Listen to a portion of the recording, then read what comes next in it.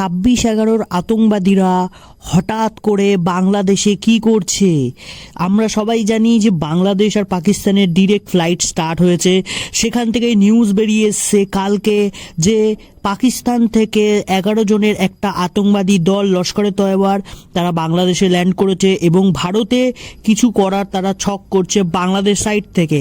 কারণ আমরা জানি কাশ্মীরে ওরা কি করতে পারে কি না পারে, কাশ্মীরে সেরম জায়গা স্ট্রং করতে পারছে না লস্করে তয়বার জঙ্গিরা, এবং পাকিস্তানের যে সমস্ত জঙ্গি সংগঠনগুলো আছে সেখান থেকেই তারা এখন কি করেছে, এখন বাংলাদেশের থ্রুতে তারা ভারতে একটা অস্থির পরিবেশের সৃষ্টি করছে, যেটা আমরা দেখতে পাচ্ছি যারা ওয়েস্ট বেঙ্গলে থাকি। মুর্শিদাবাদ থেকে শুরু করে আরও বিভিন্ন জায়গায় ধর্মীয় কারণে অশান্তি মুসলমান সমাজকে ভিড়িয়ে দেওয়ার চেষ্টা করছে বাংলাদেশ সরকার এবং বাংলাদেশের কিছু আতঙ্কবাদী সংগঠন পাকিস্তানের ISI এর দ্বারা।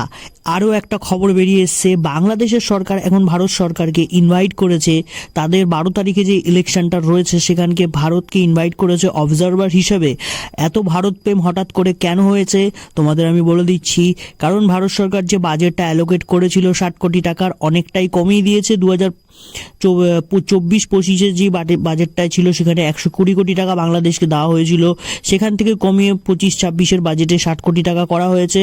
এবং IMF এর যে লোনটা ছিল শেখ হাসিনার আমল থেকেই কথাবার্তা চলছিল, $1.4 বিলিয়ন লোনটা সেটা IMF রিজেক্ট করে দিয়েছে বাংলাদেশকে। বলেছে আপনাদের দেশে যে সমস্ত কাণ্ড করাপ চলছে, ইনভেস্টাররা আপনাদের দেশ থেকে পালিয়ে যাচ্ছে, নাম শুনলেই পালিয়ে যাচ্ছে, এবং তার সাথে সাথে আপনাদের দেশের যে সমস্ত টেক্সটাইল ইন্ডাস্ট্রিগুলো রয়েছে সেগুলোও বন্ধ হয়ে যাচ্ছে, আমরা কি সিকিউরিটিতে আপনাকে লোন দেব। এবং আরও অনেক আপডেটের জন্য চ্যানেলটাকে ফলো করে রাখো। আশা করি তোমাদের